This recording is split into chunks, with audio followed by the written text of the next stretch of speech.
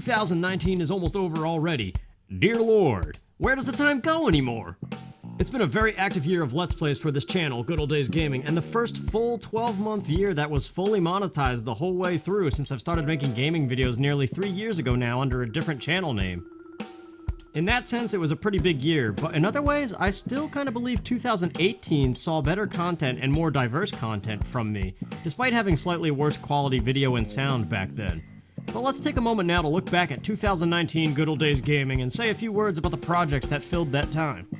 January kicked things off very slowly with one-off videos of Mega Man 1, 2, and 3 played on the Nintendo Switch collection with heavy abuse of the rewind feature. I always love taking it easy with an 8-bit game, and find those particular Let's Plays very easy to settle into.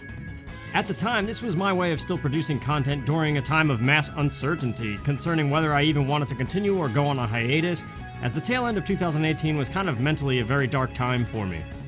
Of the 3 Mega Man videos, Mega Man 2 was probably the best due to the happiness the music gave me, but the gameplay may be unbearable for Mega Man experts due to the constant rewinding that I used. I think these games filled a necessary gap and are a welcome casual breath of fresh air on this channel, and at some point I do have to continue with the series and play the other 8-bit Mega Man games. Immediately after Mega Man, I gave up on the hiatus idea and dove headfirst into The Legend of Zelda Twilight Princess on the Wii, which ended up being a mixed bag. There were some very nostalgic moments and easygoing parts, and it was definitely nice to revisit this classic for the first time in several years.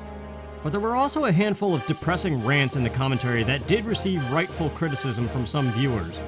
The mental struggles of late 2018 still hadn't fully receded, as I mean they never fully do. And so they did kind of surface and taint some of the moments of what could have been a fully great Let's Play from start to finish. This depressing commentary about real life stuff is something I'm continually trying to minimize, even though some of you do actually really enjoy the deep real life thoughts. I just don't think it's always welcome in a Let's Play situation. Regardless, Twilight Princess is still a great game, and this Let's Play saddles up nicely among the other Zelda content already covered on this channel. And finally, the last thing in January, coming off a certain downhill race against the Yeti and Twilight Princess, was a short one-off long play of 1080 snowboarding on the N64, just for fun. February saw immediate improvement with one of my best Let's Plays ever done, Diddy Kong Racing. It's hard to be miserable with such a happy game full of whahays. And for the whole first adventure mode, I embraced that happiness like a child. Much like 8-bit games, I think racing game Let's Plays are very easy to settle into at any time. I was, and still am, very happy with how this Let's Play turned out, until I started Adventure 2. At that point, some of those depressing life rants invaded alongside the frustration of some of those mirrored racetracks, and so the ultra-happy tone of this game tanked in spots. It's kind of very hard to forgive myself for that, but overall, I still think this is one of the best Let's Plays on this channel that would make for a nice binge watch, if you're bored and looking for a bunch of wahey happiness. The only other thing seen in February was a repeat video of Perfect Dark played on the hardest difficulty with all the timed cheats unlocked, this time with commentary, unlike the long play that has already existed on this channel for like a very long time. This would have finally been the awesome Perfect Dark Let's Play coverage I'm constantly trying to provide, but a very obtrusive and annoying audio blip caused by OBS conflicting with the sound settings of the emulator I was playing it on makes the entire thing hard to endure. Perfect Dark is still a game I have to Let's Play appropriately, as the many videos I've already done on the game still don't seem to do it the justice it deserves. The thirst has not been quenched. At least I'm still unsatisfied. I gotta cover Perfect Dark more. There's more to be said, there's more to be done, and it has to be done perfectly, because it's a perfect game. Ya dope! Now we come to March, the month where stuff got huge again. To kick things off was Time Splitters 2 fully beaten on hard story mode, as well as every Arcade League gold trophy achieved. The challenge mode remains unfinished, however, and I'm undecided if I will even ever go back to it and finish it. More likely, I'll play Time Splitters Future Perfect before I go back to the challenge mode of Time Splitters 2. I just feel like too much time has passed. Following Time Splitters 2 came one of my biggest undertakings, which thankfully gained slightly more attention from a very niche group than most crap that I do. Harvest Moon 64, an all photos attempt. Very few people dare to Let's Play this repetitive game, and it absolutely was grueling toward the end of it. But I feel I edited it in an easily digestible way that makes it a standout effort on this channel. It might not be as easy to get into as a casual racing game, but it definitely has that casual vibe, and is a nice trip down memory lane for Harvest Moon fans without having to sit through the tedious moments of playing it yourself. So sit back and enjoy throwing your grapes in a girl's face while she waters the sidewalk. That's how you find love. Sometime in the middle of March, hungry for views to sustain the continuation of this channel, I revived my most successful video ever, Majora's Mask Randomizer. This second seed was a newer build at the time that allowed me to play as Cafe, or Kathy, or whatever his name is, the purple-haired dude. But to this day, that seed didn't actually succeed, as well as the very first Majora randomizer I did in 2018, mostly due to the fact that millions of other people are now covering this randomizer, so there's no novelty in it anymore. That's my guess anyway. Regardless, it's still an enjoyable series, I suppose, if you're a fan of randomizers. And finally, March ended with a randomizer of Super Mario Bros. 3, which was once again a fun little 8-bit aside that works well anytime, I think. It's kind of hard to hate a series that's just so quick and easy. Enter April, which started slowly with Final Fantasy Mystic Quest, a game I've always wanted to touch on due to the soundtrack alone. As expected, the series didn't really go anywhere because nobody actually cares, and RPGs are very hard to watch. But hey, it's done and there for any playlist binging enthusiasts. And the music kicks ass every time, and that's 80% of why we play games in the first place. Doom Castle, son! Following Mystic Quest, I was hellbent on covering Yoshi's Crafted World immediately at its launch date to capitalize on its newness and attract new viewers. The strategy actually paid off at the very end of the series, with some videos now holding some of the highest view counts out of everything on my channel. But the game sucks. Sorry, Yoshi, it's not your fault. I love you. You're my favorite little dinosaur. Don't go dying on me. But I mean, coming from the massive success and adoration of Yoshi's Woolly World on the Wii U, I had such high hopes for this game. But those hopes were so quickly crushed into what ended up being the biggest disappointment of 2019 in the entire world of gaming. Remember what I said about music being 80% of why we play games in the first place? Tomoya Tomita, the composer behind Yoshi's Woolly World, understood this with his upbeat, bass-heavy jams. Yoshi's crap-tid world might have been better off banging two pieces of cardboard together in the music department, because what it does offer makes you want to cut your ears off with shears. I will never play or watch anything pertaining to Yoshi's Crafted World ever again, so I guess it's good I covered it when I did, when we didn't know better yet. Yoshi's Woolly World, I love you, and I'm gonna come back to you very soon. Hang in there, my little fuzzy buddy. I see you over there. Hi. Finally, April ended with a Metroid Prime Let's Play using action replay codes, namely Moonjump and always having access to the Phazon Beam. I figured this would add some variation to the standard Let's Play, but I don't think it went over too well. I honestly don't remember much of this series or what I even talked about during it, but I'm sure I probably mentioned how I prefer 2D Metroid games at least once in there. And I probably raved about the music, as always. 80%, son. It's all about the music. Always. That's why we play video games. Speaking of, May kicked off with a 100% Let's Play of Metroid Prime's cousin game, Metroid Fusion. This was my first time I ever 100%ed the game, and being my second favorite Metroid next to Super, it was very nice to revisit it after all these years. I'd say it's a good series, probably. But again, I can't remember much of the commentary. But next up in May came a huge dose of Super Metroid randomizers and the newly discovered at the time for me, Plandomizer feature. I absolutely loved making these videos, increasing the personal challenge each time and essentially editing the Super Metroid item and boss layout to my own design. That's the coolest feature to come to retro gaming, even better than typical randomization. The Varia Randomizer Plandomizer feature. I want to see every game implement such a thing, because it's awesome. I said it's awesome. And lastly, in May, I did a one-off Let's Play of the Dragon Quest Builders demo, linking to Nintendo Capri Sun's highly enjoyable full-game Let's Play for anyone really interested in the game, since I didn't do a Let's Play myself. And I was at the time ritually following that Let's Play that Nintendo Capri Sun was doing. It's a good game, it's fun, I like it. And so should you. Now we come to June, which started off with the revival of Pikmin, the very first Let's Play I ever did on my former channel. This new playthrough was better audio and video quality, but overall I'm personally not that proud of this series. It's not necessarily bad, but I guess maybe I just wasn't as excited about it as I thought I would be. Maybe I didn't wait long enough to replay it, I don't know. But following Pikmin came Banjo-Tooie, another I think highly anticipated game that ended up being up there as one of my best Let's Plays, if I had to pick. I can't say for sure if depressing thoughts were completely absent in every episode, as I'm pretty sure they always kind of sneak in eventually. But the happiness and overall greatness of this game made it very lighthearted and enjoyable. I think it's hard to deny it as a highlight among my other stuff on this channel. And finally, June ended with another one-off Dragon Quest Builders 2 demo Let's Play, which I found less enjoyable than the first game's demo. July rang in with a personal Star Fox 64 challenge that required destroying my wings immediately in every R-Wing stage and seeing how well I could do. This was a little loud commentary-wise, so in retrospect, I don't think it's that great of a video, but at least it was a semi-unique idea that probably attracted more attention than if I were to just have played normal Star Fox 64. Next up in July was an excessive revisiting of Mission Impossible on the N64, a series that died before it began, and also the third time I've covered this exact same game on this channel. It's a guilty pleasure of mine, oddly, mostly for the music, because remember that's 80% of why we play games in the first place. But I think I've learned my lesson by now that only the original long play on this channel, which by the way is the very first video that was ever published on this channel, only that one is of any interest to distant strangers longing to remember this game randomly. So I guess it's time to bury it and say goodbye. But immediately after that mistake came one of my favorite Let's Plays I've ever done, Star Fox Assault. This highly forgotten game deserves better than it gets.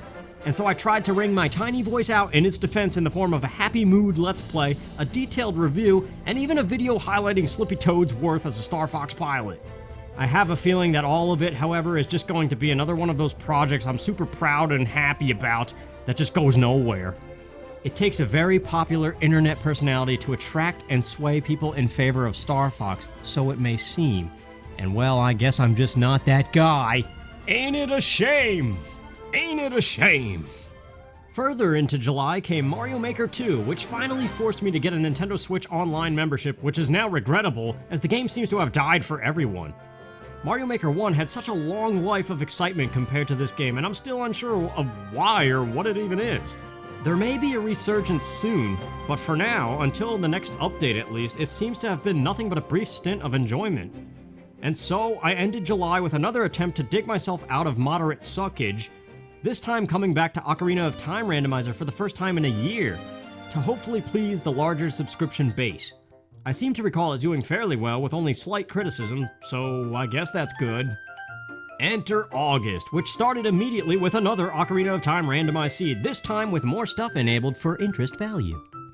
This seed had a happier tone overall, I recall, and I think we both kinda liked it, specifically to dispel the criticism of my usual life rants. So I would say now that the very last Ocarina of Time randomizer is now the standout one for this channel, even if the view counts suggest other ones. But maybe I'm entirely wrong, I can't remember. It's all a blur, man. Go back in time, go forward in time, and I don't know where we are. The rest of August was a disaster, with my worst Let's Play ever, Fire Emblem 7. I tried to spice it up with action replay codes, but it may have actually killed what little watchability the turn-based game already has in its own merit. I let the lack of views discourage me, and I just dragged that dead body to the bitter end, only really enjoying key story moments and the music every now and then.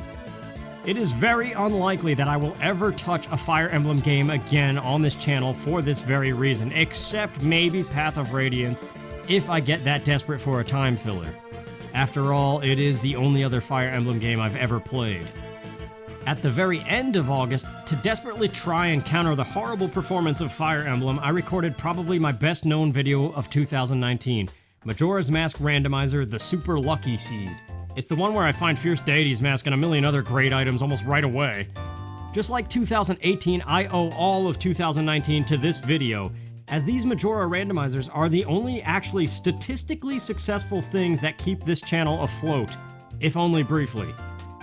A fallback strategy that is very quickly dying, if not already dead. September. Luckily, September kicked off with what I would say is indisputably my greatest Let's Play ever, Paper Mario on the N64. From start to finish, this series is nothing but upbeat and basking in the nostalgic glory of one of my favorite games of all time, featuring very little, if any at all, depressing tones I too often bring to Let's Plays. It's for this reason primarily that I say this is my best, hands down. You come for the game and you get the game, nothing external at all except for happiness.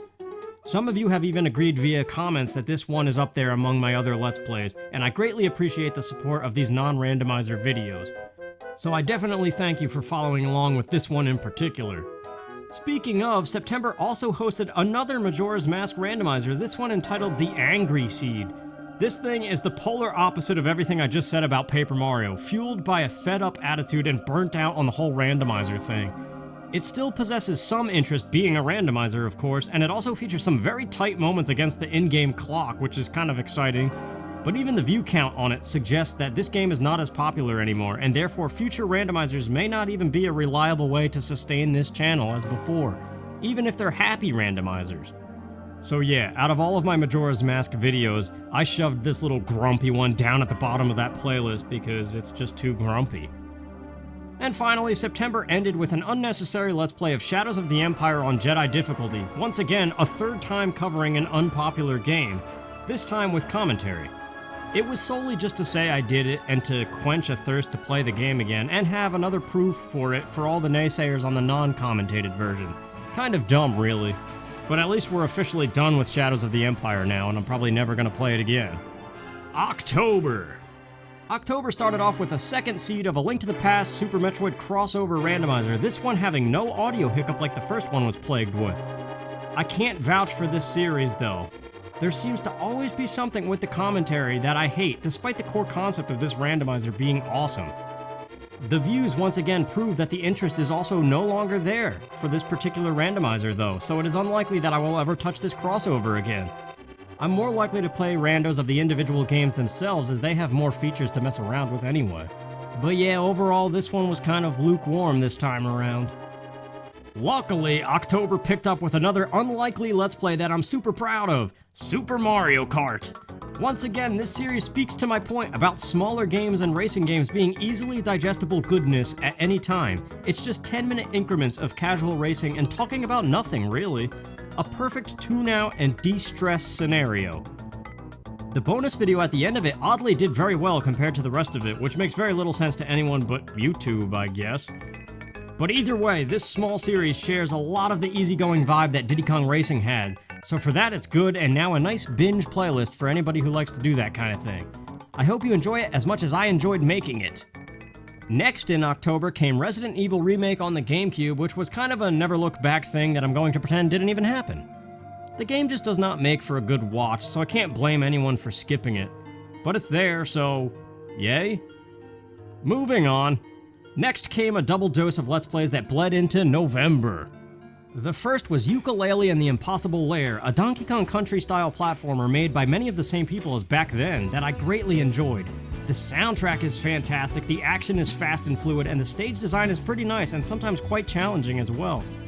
I played through it blind, which can be both good and bad for watching depending on your own knowledge of the game. But this series performed so unbelievably poorly compared to what I hoped for from what I thought was a highly anticipated game, but I also blame that partly on me uploading too many videos per day. I probably should have separated this Let's Play and saved it for December. But I mean, it's still there. I'm uncertain what to make of the reception, honestly, but I had a great time playing the game and I would recommend it to anyone who's a fan of the Donkey Kong Country series. The other and final Let's Play of 2019 that went alongside Yooka-Laylee was Star Fox Adventures. It had been essentially 17 years since I replayed this game, so to finally give it time again was greatly enjoyable. I think it still looks fantastic for its age, and though some gameplay design eventually became stale, it was a fun experience. However, just like the end of 2018, this Let's Play was tainted with a lot of stressed out undertones in my commentary toward the later end of things. So it's a combination of this really relaxing Let's Play, and also, dude, would you just shut up already? December had no plans due to real life demands and radical life changes I'm going through invading on my free time. But smaller one-offs might sneak in if the year isn't quite over yet when this video goes out. We'll just have to wait and see on that. So there you go, that has been my 2019 YouTube content, strangely totally out of line with what I said about this year in my 2018 recap video. This year was supposed to be a total hiatus and/or filled with more unique videos than just non-stop Let's Plays, but it turns out I did very little else but Let's Plays. So where does that leave us going forward into 2020? Well, oddly, once again, I find myself in a similar dilemma as last year where real-life changes are seemingly conflicting with this, and there appears to be a dire need to switch up the channel formula, if I ever even had a formula. I think 2019 has taught a lesson in quality over quantity, which I should carefully employ in the new year.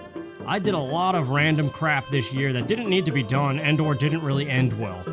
and I'd like to not repeat that mistake next year. No concrete plan is set into play yet, but I can tell you games that are on my horizon. First, there are a few games that I would very much love to co-op with some very old friends. Luigi's Mansion 3 would be a nice bet to be done soon on this channel, but to play it co-op with somebody would be even better, and that's just kind of hard to set up. I've put some feelers out there, and I've reached out to friends, but it's just always the logistics of getting together, and that's a game that would be best played couch co-op, not through online anything. Similarly, Final Fantasy Crystal Chronicles HD Remaster is something I'd love to play with my old childhood friends, if at all possible. We played the GameCube version together here and there, and I've been toying with this game for a very long time, and I figured it was best to wait for the remaster to finally come out.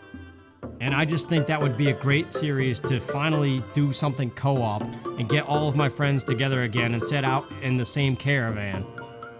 But once again, it's just the logistics of getting everybody together and having all of that time off work to make it happen, especially with a long RPG like that.